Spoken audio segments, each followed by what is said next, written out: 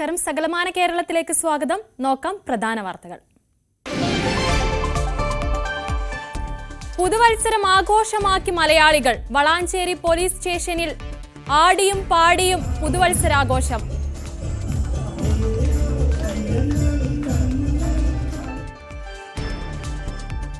മൂന്നാറിലേക്കുള്ള സഞ്ചാരികൾക്ക് KSRTCയുടെ പുതുവത്സര സമ്മാനം.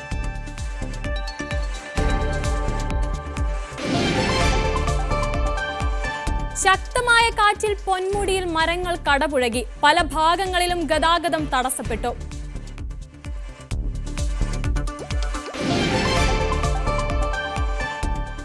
ആമയിഴഞ്ചാൻ തോട് ശുചീകരണത്തിൽ റെയിൽവേക്കെതിരെ മേയർ ആര്യ രാജേന്ദ്രൻ. റെയിൽവേ വീണ്ടും വൻതോതിൽ മാലിന്യം തള്ളുന്നു.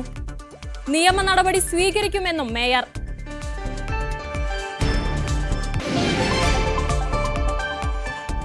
പുലിപ്പേടിയിൽ തൃശൂർ പാലപ്പിള്ളി നിവാസികൾ. പ്രദേശത്ത് പുലിശല്യം രൂക്ഷം. പുലി കുറുക്കനെ കൊന്നു.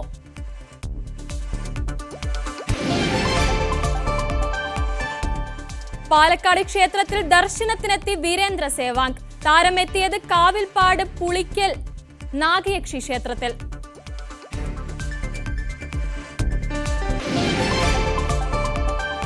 ശബരിമലയിൽ വൻ ഭക്തജന തിരക്ക്.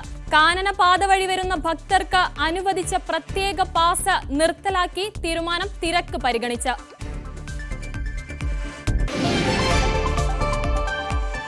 നവകേരള ബസ് വീണ്ടും നിരത്തിൽ. കോഴിക്കോട് നിന്ന് ബംഗളൂരുവിലേക്ക് സർവീസ് ആരംഭിച്ചു. മുഴുവൻ സീറ്റിലും യാത്രക്കാരുമായാണ് യാത്ര പുനരാരംഭിച്ചത്. വാർത്തകൾ വിശദമായി. പുതുവർഷത്തെ വരവേറ്റ് മലപ്പുറം വളാഞ്ചേരി പോലീസ് സ്റ്റേഷൻ. SHOയും മറ്റു ഉദ്യോഗസ്ഥരും ജീവനക്കാരും ആടിയും പാടിയുമാണ് പുതുവത്സരാഘോഷം വർണ്ണാഭമാക്കിയത്. നാടും നഗരവും പുതിയ വർഷത്തെ വരവേറ്റപ്പോൾ കേക്ക് മുറിച്ചും പടക്കം പൊട്ടിച്ചും ആടിയും പാടിയുമൊക്കെയാണ് വളാഞ്ചേരി പോലീസ് സ്റ്റേഷൻ നവവത്സരത്തെ സ്വാഗതം ചെയ്തത്. പോലീസുകാർ സഹപ്രവർത്തകർക്കൊപ്പം പുതുവത്സരാഘോഷം ഉത്സവമാക്കി മാറ്റി.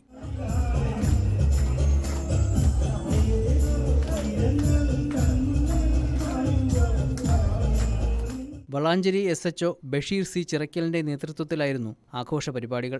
പരിപാടിക്ക് മാറ്റുകൂട്ടാൻ SHOയുടെ തന്നെ ഗാനാലാപനവും ഉണ്ടായിരുന്നു.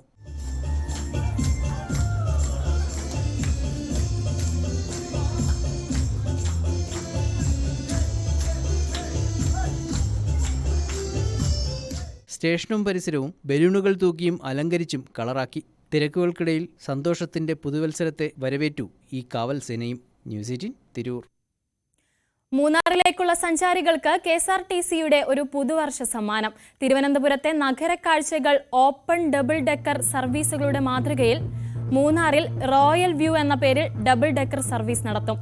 സർവീസിന്റെ ഉദ്ഘാടനം ആനയറ സ്വിഫ്റ്റ് ആസ്ഥാനത്ത് ഗതാഗത വകുപ്പ് മന്ത്രി KB ഗണേഷ് കുമാർ നിർവഹിച്ചു.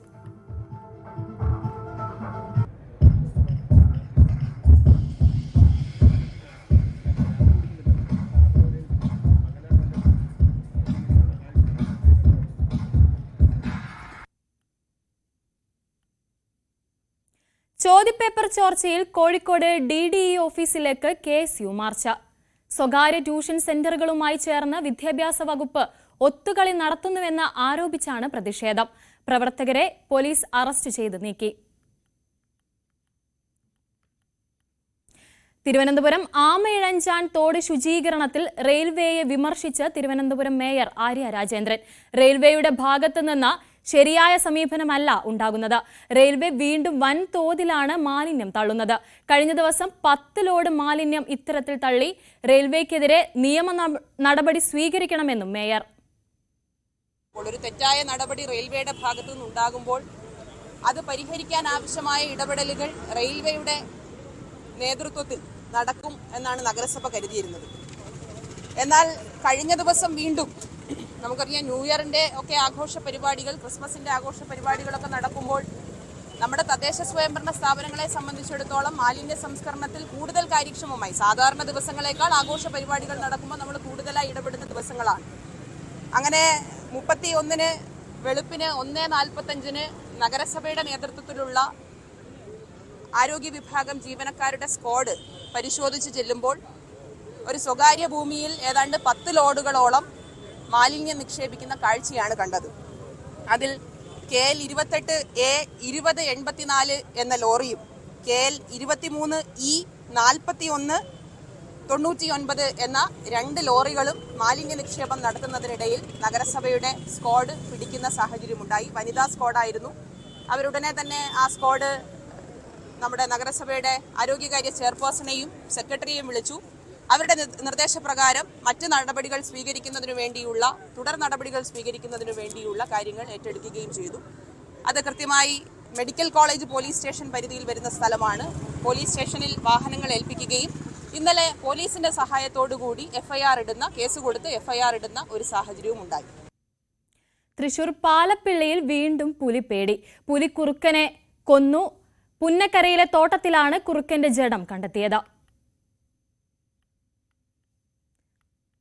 വയർ കടിച്ചു മുറിച്ച നിലയിലാണ് ജഡം കണ്ടെത്തിയത്. മേഖലയിൽ പുലി ശല്യം രൂക്ഷമാണ്.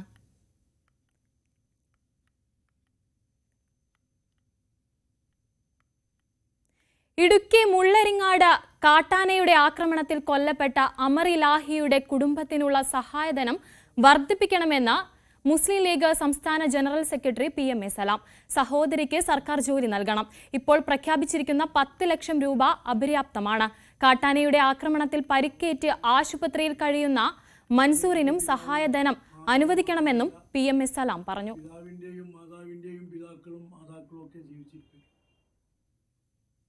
ശക്തമായ കാറ്റിൽ തിരുവനന്തപുരം പൊന്മുടിയുടെ പല ഭാഗങ്ങളിലും മരങ്ങൾ കടപുഴകി.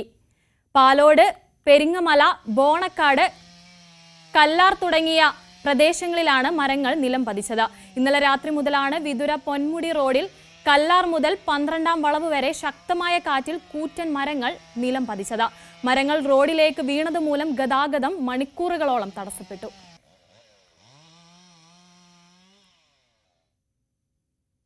കൊല്ലം ആയൂരിന് സമീപം വനിതാ SI ഓടിച്ച കാർ അപകടത്തിൽപ്പെട്ടു.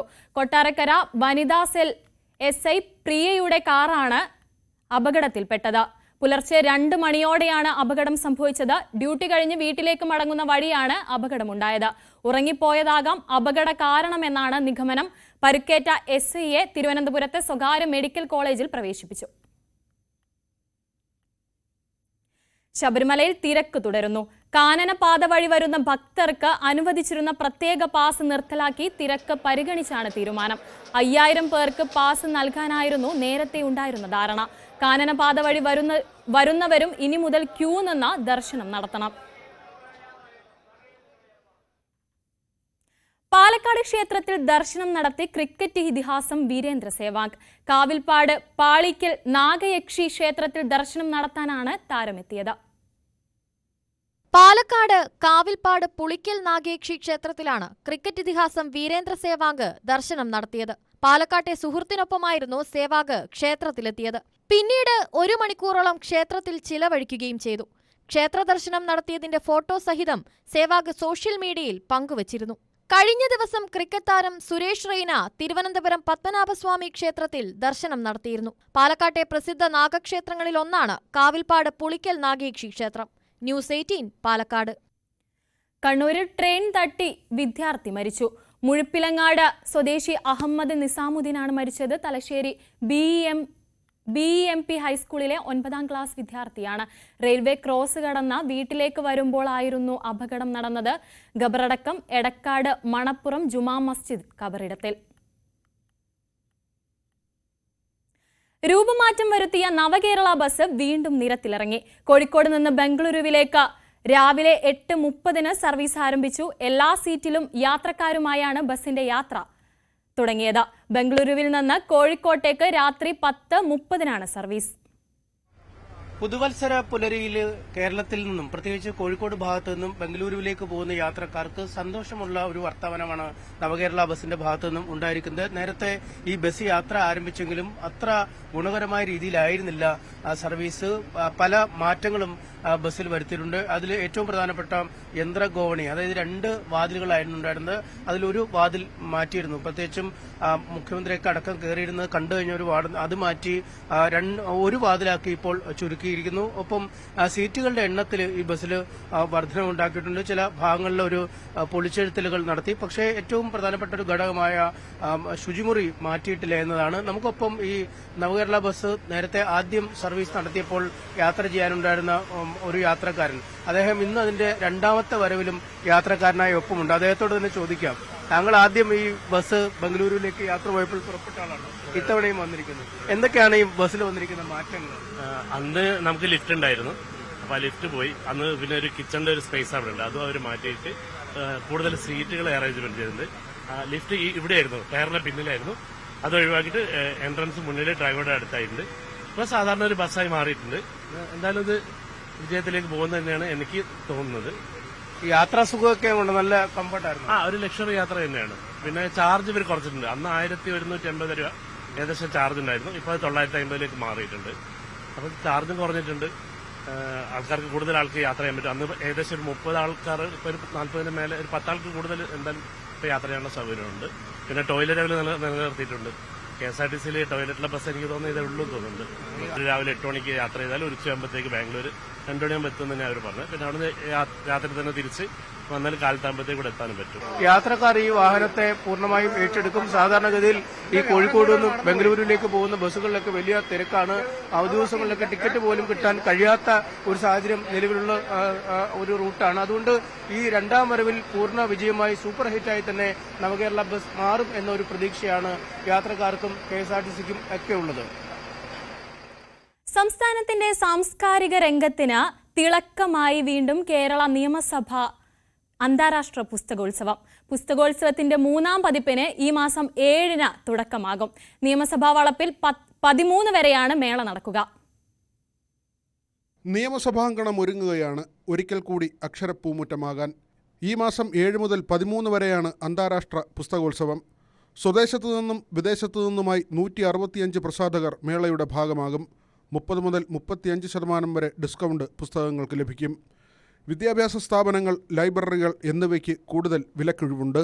പുസ്തക പ്രകാശനങ്ങൾ 350ഓളം പ്രകാശനങ്ങളാണ് ഇത്തവണ ഇവിടെ വെച്ച് നടത്താൻ വേണ്ടി ഈ പ്രസാദകർ രജിസ്റ്റർ ചെയ്തിട്ടുള്ളത്. 350ഓളം. കഴിഞ്ഞ തവണ 200 പ്രകാശനങ്ങൾ മാത്രമേ ഉണ്ടായിരുന്നുള്ളൂ. അപ്പോൾ നിയമസഭാ സമുച്ചയത്തിനുള്ളിൽ വെച്ച് തന്നെ പുസ്തകം പ്രകാശനം ചെയ്യുക എന്ന് പറയുന്ന ആ ഒരു പ്രിവിലേജ്, അതാണ് എനിക്ക് തോന്നുന്നു ഇത്തവണ അതിനെ കൂടുതൽ ആകർഷകമാക്കുന്നത്. അത് കൂടാതെ തന്നെ ബുക്ക് ഡിസ്കഷൻസും ഉണ്ട്. 60ഓളം ബുക്ക് ഡിസ്കഷൻസ് നടത്തുന്നുണ്ട്. ചർച്ചകൾ, പുസ്തക ചർച്ചകൾ നടത്തുന്നു. പുസ്തകോത്സവത്തിന്റെ 3ാം പതിപ്പിൽ എൻ്റെ എഴുത്തിൻ്റെയും വായനയുടെയും ജീവിതം എന്ന സെഷനിൽ അവാർഡ് ജേതാക്കൾ ഉൾപ്പെടെയുള്ള പ്രശസ്ത എഴുത്തുകാർ സൃഷ്ടികളെക്കുറിച്ചും വായനാലോകത്തെക്കുറിച്ചും മനസ്സ് തുറക്കും. ഒരാഴ്ച നീണ്ടു നിൽക്കുന്ന പുസ്തകോത്സവത്തിന്റെ ആദ്യ ദിനത്തിൽ ബെന്യാമിനും ബിപിൻ ചന്ദ്രനുമാണ് പങ്കെടുക്കുക. പ്രൊഫസർ ആദിത്യ മുഖർജി നെഹ്റൂസ് ഇന്ത്യ എന്ന തന്റെ പുസ്തകത്തെക്കുറിച്ച് സംസാരിക്കും. തുടർന്നുള്ള ദിനങ്ങളിൽ കഥയുടെ കൈവഴികളെക്കുറിച്ച് ഫ്രാൻസിസ് നോറോണയും ജിസ ജോസും ജേക്കബ് എബ്രഹാമും സംവദിക്കും. മേളയുടെ ഭാഗമായി സ്റ്റുഡൻസ് കോർണറും ഫുഡ് ഫെസ്റ്റും ഒരുക്കും. ന്യൂസ് 18 തിരുവനന്തപുരം. ഇടുക്കിക്കാർക്കിത് ചാകരക്കാലമാണ്. കല്ലാർകുട്ടി അണക്കെട്ട് വറ്റിച്ചതോടെ വലയും ചൂണ്ടയുമായി ചാകരക്കൊയ്ത്തിനായി നിരവധി ആളുകളാണ് കല്ലാർകുട്ടി അണക്കെട്ടിലേക്ക് എത്തുന്നത്. സമൂഹ മാധ്യമങ്ങളിലും ട്രെൻഡിംഗ് ആണ് കല്ലാർകുട്ടിയിലെ മീൻപിടുത്തം. കടലും കായലും ഒന്നുമില്ലെങ്കിലും ഇടുക്കിയിലും ചാകര എത്തി. നല്ല ആറ്റുമീനുകളുടെ ചാകര.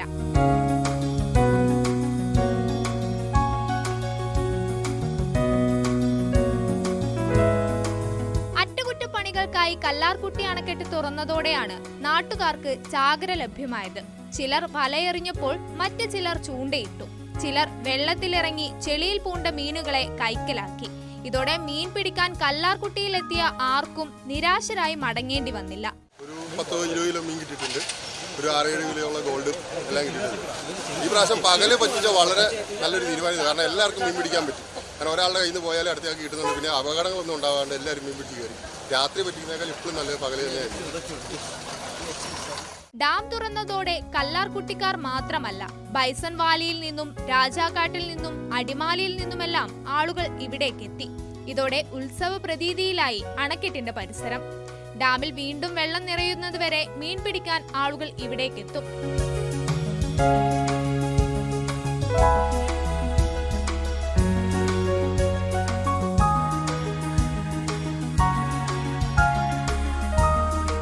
ഇടുക്കി. കൂലിയില്ലാതെ തൊഴിലെടുത്തത് 111 ദിവസം. ഒടുവിൽ സ്കൂളിന് മുന്നിൽ സമരമിരിക്കാൻ നിർബന്ധിതയാവുകയാണ് ഒരു അധ്യാപിക. ബാലരാമപുരം ഹൈസ്കൂളിലെ താൽക്കാലിക ജീവനക്കാരിയായ റീജയ്ക്കാണ് തന്റെ വിദ്യാർത്ഥികളുടെ മുന്നിൽ സമരം ചെയ്യേണ്ടി വന്നത്. ചെയ്ത ജോലിയുടെ വേതനത്തിന് തന്റെ വിദ്യാർത്ഥികൾ കാണുകെ സ്കൂളിന് മുന്നിൽ സമരമിരിക്കേണ്ട ഗതികേടിലാണ് താൽക്കാലിക അധ്യാപികയായ റീജ. ദിവസേന 1200 രൂപ വേതനം നൽകാമെന്ന് പറഞ്ഞാണ് 29-കാരിയായ റീജയെ ബാലരാമപുരം ഹൈസ്കൂൾ മാനേജ്മെന്റ് നിയമിച്ചത്. 2023 ജൂലൈ 20-നാണ് റീജ സ്കൂളിൽ ജോയിൻ ചെയ്തത്. തുടർന്ന് HST സോഷ്യൽ സയൻസ് വിഭാഗത്തിൽ 111 ദിവസം ജോലി ചെയ്തെങ്കിലും ഒരു ദിവസത്തെ വേതനം പോലും മാനേജ്മെന്റ് നൽകിയില്ലെന്നാണ് റീജയുടെ പരാതി. എത്ര പ്രാവശ്യവന്മാരെടുത്ത് ഭാര്യമാരെടുത്ത് ഞാൻ ചോദിക്കുന്നു, ടീച്ചറെ എന്തെങ്കിലും ഇത് നിങ്ങൾ വർഷമാവോ?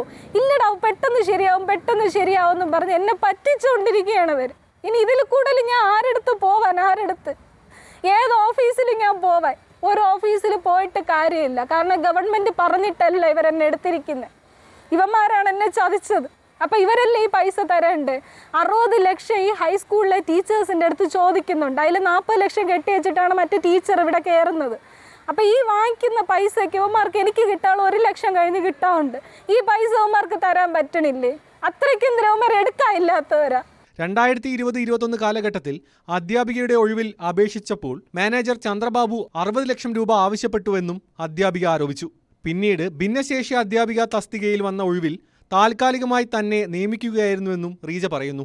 ഭിന്നശേഷി അധ്യാപികയെ നിയമിക്കാത്തതിനാൽ വേതനം സർക്കാർ അനുവദിക്കില്ലെന്ന് അറിയാമായിരുന്നിട്ടും ആ വിവരം മറച്ചുവെച്ച് തന്നെ മാനേജ്മെന്റ് വഞ്ചിക്കുകയായിരുന്നെന്നും അവർ വിദ്യാഭ്യാസ വകുപ്പ് ഉൾപ്പെടെയുള്ള അധികൃതർക്ക് നൽകിയ പരാതിയിൽ ചൂണ്ടിക്കാട്ടുന്നു. ഭിന്നശേഷി അധ്യാപക നിയമനത്തിനെതിരെ സുപ്രീം കോടതിയിൽ സമീപിച്ചിരിക്കുന്ന സ്കൂൾ മാനേജ്മെന്റ് താൽക്കാലിക ജീവനക്കാരായ അധ്യാപകരെ നിയമിച്ച് വിധി വരുന്നതുവരെ പ്രതിസന്ധി മറികടക്കാനാണ് ശ്രമിക്കുന്നതെന്നും റീജ പറയുന്നു. ന്യൂസ് 18 തിരുവനന്തപുരം. പാലക്കാട് ഓങ്ങല്ലൂരിലെ ഓട്ടോറിക്ഷ സ്റ്റാൻഡിൽ ക്യൂ സംവിധാനം നടപ്പാക്കുന്ന തീരുമാനം പുനഃപരിശോധിക്കണമെന്നാവശ്യം. ഒരു സ്റ്റാൻഡിൽ മാത്രം ക്യൂ സിസ്റ്റം കൊണ്ടുവന്നത് ഓട്ടോറിക്ഷ തൊഴിലാളികളോട് പഞ്ചായത്ത് ഭരണസമിതി വിവേചനം കാണിക്കുകയാണെന്ന് പ്രതിപക്ഷം ആരോപിച്ചു. പാലക്കാട് ഓങ്ങല്ലൂരിലെ ഓട്ടോ സ്റ്റാൻഡുകളിൽ കാരക്കാട് റോഡിലുള്ള 2-ാം നമ്പർ സ്റ്റാൻഡിലാണ് ക്യൂ സംവിധാനം കൊണ്ടുവരുന്നത്. നിരവധി വാർഡുകൾ ഉൾക്കൊള്ളുന്ന കാരക്കാട് പ്രദേശത്തേക്ക് നിലവിൽ ഒരു ബസ് സർവീസ് മാത്രമാണുള്ളത്. പിന്നീട് ജീപ്പും ആളെ വിളിച്ചുകയറ്റി ഓടുന്ന ഓട്ടോറിക്ഷകളുമാണ് ജനങ്ങളുടെ ആശ്രയം. ഇത്തരത്തിൽ ആളുകളെ വിളിച്ചുകയറ്റി ഓടുന്നതിനെതിരെ മറ്റ് ഓട്ടോ സ്റ്റാൻഡിലെ തൊഴിലാളികൾ പരാതിയുമായി രംഗത്തെത്തിയതിന്റെ അടിസ്ഥാനത്തിൽ പോലീസിന്റെയും പഞ്ചായത്തിന്റെയും ആഭിമുഖ്യത്തിൽ യോഗം ചേർന്നാണ് ക്യൂ സംവിധാനം ഏർപ്പെടുത്താൻ ആലോചിച്ചത്. എന്നാൽ ഒരു സ്റ്റാൻഡിൽ മാത്രം ക്യൂ സംവിധാനം കൊണ്ടുവരുന്നത് വിവേചനമാണെന്നാണ് പ്രതിപക്ഷ മെമ്പർമാർ ആരോപിക്കുന്നത്. ഓങ്ങല്ലൂര് കാരക്കാട് എത്തിച്ചേരാനുള്ള പൊതു ട്രാൻസ്പോർട്ടുകൾ പറഞ്ഞാൽ നമ്മുടെ നാട്ടിലൊക്കെ ബസ്സുകളാണ്. ഒരു KSRTC ബസ് കാരക്കാട് ഭാഗത്തേക്കില്ല. ഇപ്പോൾ മറ്റു ബസ്സുകൾ തന്നെ പ്രൈവറ്റ് ബസ്സുകൾ വളരെ കുറഞ്ഞ സാഹചര്യമുള്ളത്. പഴയ കാലത്തൊക്കെ ജീപ്പ് ഗ്യാപ്പ് ഇട്ടിട്ട് ജീപ്പിലാണ് പോയിരുന്നത്. ആ സിസ്റ്റം ഇപ്പോൾ നിലവിലില്ല. അപ്പോൾ ആ സാഹചര്യത്തിൽ ഓട്ടോറിക്ഷകൾ നിന്ന് ആ ഓട്ടോറിക്ഷകളിൽ ആളുകളാകുന്ന സമയത്ത് പരസ്പരം ഷെയർ ചെയ്ത് ചെറിയ പൈസ വാങ്ങി പോകുന്നൊരു സിസ്റ്റം പോലും ഓങ്ങല്ലൂർ പഞ്ചായത്തിൽ നിർത്തലാക്കുന്നു എന്നാണ് അറിയാൻ സാധിച്ചത്. അത് വലിയ വിരോധാഭാസമാണ്. അതൊരിക്കലും നടപ്പാക്കാൻ അനുവദിക്കുകയില്ല എന്നാണ് ഈ സമയത്ത് പറയാനുള്ളത്. ഒരു സ്റ്റാൻഡിൽ മാത്രമാണ് ക്യൂ സിസ്റ്റം കൊണ്ടുവരുന്നത്. അതൊരു വിവേചനപരമായിട്ടുള്ള കാര്യം തന്നെയാണ് എന്നും കൂടി കൂട്ടിച്ചേർക്കാൻ ആഗ്രഹിക്കുകയാണ്. ബസ് സർവീസ് ഇല്ലാത്ത പ്രദേശത്തേക്ക് ഓട്ടോറിക്ഷകളാണ് ഇവിടുത്തുകാരുടെ ആശ്രയം. ക്യൂ സംവിധാനം വന്നാൽ സ്റ്റാൻഡിൽ ആദ്യം കിടക്കുന്ന ഓട്ടോ വിളിക്കണം. സ്ഥിരം ഓട്ടോറിക്ഷ വിളിക്കുകയെന്നത് ജനങ്ങൾക്ക് ബുദ്ധിമുട്ടാകുമെന്നും മെമ്പർമാർ പറഞ്ഞു. ഇവിടെ പഞ്ചായത്ത് പ്രസിഡന്റ് ഒരു നിവേദനം INDCയുടെ കീഴിൽ INDC മാത്രമല്ല സംയുക്തമായിട്ടുള്ള ഓട്ടോ തൊഴിലാളികളുടെ ആവശ്യങ്ങൾക്ക് വേണ്ടിയിട്ടാണ് ഇവിടെ കൊടുത്തത്. അതെന്താണെന്ന് വെച്ചാൽ നമ്മൾ ഓങ്ങല്ലൂരിൽ 2 സ്റ്റാൻഡുണ്ട്. അപ്പോൾ അനീതി എന്ന് തന്നെ പറയാം. ഒരു സ്റ്റാൻഡിൽ മാത്രം ടോക്കൺ സിസ്റ്റവും അതുപോലെ തന്നെ ഗ്യാപ്പ് അടിക്കാൻ പറ്റില്ലെന്നുമാണ് തീരുമാനമെടുക്കാൻ പോകുന്നത്. കാരണം സാധാരണക്കാരായ ജനങ്ങൾ പഞ്ചായത്തിലേക്കും മറ്റു ആവശ്യങ്ങൾക്ക് കൃഷി ഓഫീസിലേക്കും സേവനങ്ങൾക്ക് വരുമ്പോൾ കാരക്കാട് ഭാഗത്ത് അല്ലെങ്കിൽ കൊണ്ടൂർക്കര ഭാഗത്തേക്ക് ഒന്നും സ്ഥിരം ബസ് റൂട്ടില്ല. കാരക്കാട് ഭാഗത്തേക്ക് ഒരു ബസ് മാത്രമേ ഉള്ളൂ 2 ടൈമിൽ. അപ്പോൾ അവർക്കൊക്കെ ഗ്യാപ്പ് ഓട്ടോറിക്ഷ നിർത്തിയാൽ ഒരുപാട് പൈസ കൊടുത്ത് യാത്ര ചെയ്യേണ്ട ഒരു അവസ്ഥ വരുന്നത്. പ്രത്യേകിച്ച് സാധാരണക്കാർ വളരെ ബുദ്ധിമുട്ടാവും. സ്ഥിരമായി ബസ് റൂട്ടുള്ളൊരു സ്ഥലമാണെങ്കിൽ നമ്മൾ ഇതിനെതിരെ പ്രതികരിക്കില്ല. അപ്പോൾ ആ ഒരു അനീതിയാണ്. ഒരു സ്റ്റാൻഡിൽ മാത്രം ടോക്കൺ സിസ്റ്റവും അതുപോലെ തന്നെ ഓങ്ങല്ലൂർ 1 സ്റ്റാൻഡിൽ ടോക്കൺ വേണ്ടാമെന്നുള്ള ആ ഏകാധിപത്യമായ അനീതിക്കെതിരെയാണ് ഇവിടെ നിവേദനം കൊടുത്തിരിക്കുന്നത്. അതിന് ഉചിതമായ ഒരു തീരുമാനം ഉത്തരവാദിത്തപ്പെട്ട അധികാരികൾ എടുക്കുമെന്ന പ്രതീക്ഷയോടെ എല്ലാ ഓട്ടോ തൊഴിലാളികളും പിന്തുണ ഇതിനുണ്ട്, കക്ഷി രാഷ്ട്രീയത്തിന് അതീതമായിക്കൊണ്ട്. ക്യൂ സംവിധാനം കൊണ്ടുവരാനുള്ള തീരുമാനം പുനർപരിശോധിക്കണമെന്നാവശ്യപ്പെട്ട് INTUC-യും UDF മെമ്പർമാരും ഗ്രാമപഞ്ചായത്ത് പ്രസിഡന്റിന് നിവേദനം നൽകി. Mustafa, Shihab, INTUC drivers union മണ്ഡലം പ്രസിഡന്റ് റഫീഖ് തുടങ്ങിയവർ പങ്കെടുത്തു. ന്യൂസ് 18 പാലക്കാട്. കലൂർ സ്റ്റേഡിയത്തിലെ നൃത്തപരിപാടിയിലെ പിഴവിൽ കൊച്ചി കോർപ്പറേഷൻ ഹെൽത്ത് ഇൻസ്പെക്ടർക്ക് സസ്പെൻഷൻ. കലൂർ സർക്കിളിലെ MN നിതയെയാണ് സസ്പെൻഡ് ചെയ്തത്. പരിപാടിയെക്കുറിച്ച് നേരിട്ട് പരിശോധന നടത്താത്തതിനാലാണ് സസ്പെൻഡ് ചെയ്തത്.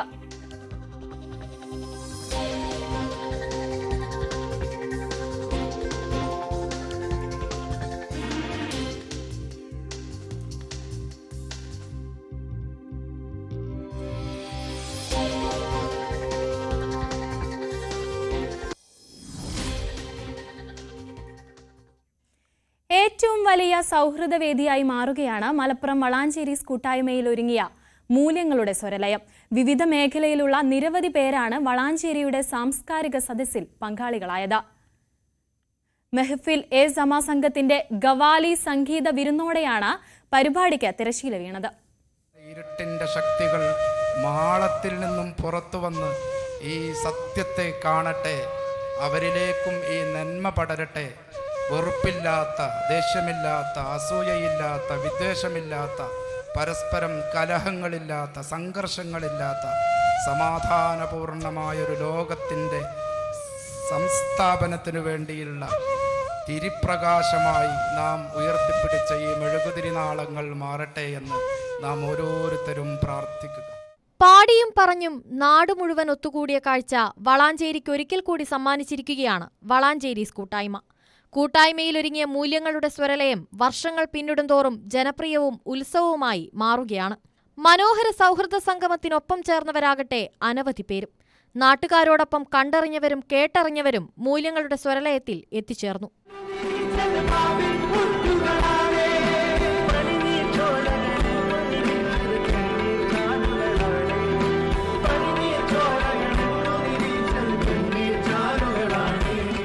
പാട്ടിനും കൈകൊട്ടിക്കളികൾക്കും പുറമെ വളാഞ്ചേരിയിലെ എഴുത്തുകാരുടെ കൂടിച്ചേരലും ഇത്തവണയുണ്ടായിരുന്നു. KN കുഞ്ഞഹമ്മദ്, മധുശങ്കർ, രാധാമണി അയങ്കലം തുടങ്ങി നിരവധി പേർ തങ്ങളുടെ അനുഭവങ്ങളും അഭിപ്രായങ്ങളും പങ്കുവച്ചു. മൂല്യങ്ങളുടെ സ്വരലയം അതിഗംഭീരമായിട്ട് നടന്നുകൊണ്ടിരിക്കുകയാണ്. 2017 തുടക്കം കുറിച്ച് മനോഹരമായിട്ട് എല്ലാ വർഷവും കൂടുതൽ ഇങ്ങനെ ജനപങ്കാളിത്തം കൂടിക്കൊണ്ട് നാട്ടിലെ നാനാവിഭാഗം ജനങ്ങളും പ്രായഭേദമന്യേ കുട്ടികൾ തൊട്ട് വളരെ പ്രായമുള്ളവർ വരെ വളരെ സൗഹാർദ്ദപരമായി സന്തോഷത്തോടു കൂടി സമാധാനത്തോടു കൂടി ഈ ചീനിമരത്തിൻ്റെ തണലിൽ ഇരുന്നു കൊണ്ട് പാട്ടും വരവും സന്തോഷവും വരയും കവിതയും സംഗീതവും ഇനി പറയണ്ട, നമുക്ക് ഈ ആകാശത്തിന് കീഴിൽ പറയാവുന്നതും ചെയ്യാവുന്നതുമായ എല്ലാ കാര്യങ്ങളെക്കുറിച്ചും സംസാരിച്ചും സമയം കളഞ്ഞും സന്തോഷത്തോടു കൂടെ ഇരിക്കുകയാണ്. വളാഞ്ചേരിക്കാരുടെ കൂട്ടായ്മയായ വളാഞ്ചേരീസിന്റെ നേതൃത്വത്തിലാണ് വർഷം തോറും ഈ സൗഹൃദ സദസ്സ് ഒരുങ്ങുന്നത്. സമൂഹത്തിൽ അരികുവൽക്കരിക്കപ്പെട്ടവർക്കായി എല്ലാവരും മെഴുകുതിരി തെളിയിച്ച് ഐക്യദാർഢ്യം അറിയിച്ചു. മൂല്യങ്ങളുടെ സ്വരലയത്തിന്റെ സായാഹ്ന സന്ധ്യയിൽ സംഗീതത്തിന്റെ അലയൊലി തീർക്കാൻ മെഹഫിൽ എ സമാ സംഘവും എത്തിയതോടെ സ്വരലയ രാഗതാളത്തിൽ വളാഞ്ചേരി മുഴുവൻ അലിഞ്ഞു. ഖവാലി സംഗീതം പരിപാടിക്ക് മാറ്റുകൂട്ടി.